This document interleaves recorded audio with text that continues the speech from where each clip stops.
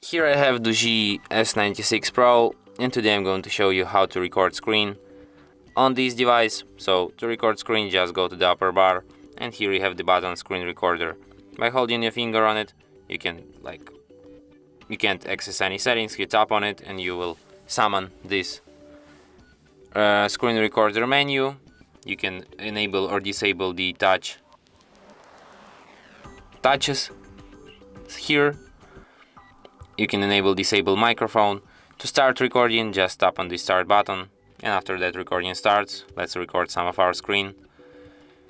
If you want to stop recording, just tap on this menu here and then tap on the stop button, and after that recording will be saved to the gallery, to the screen record album, and here it is. If you want to stop recording, just tap on this menu, and from here you can share, edit or delete your recording.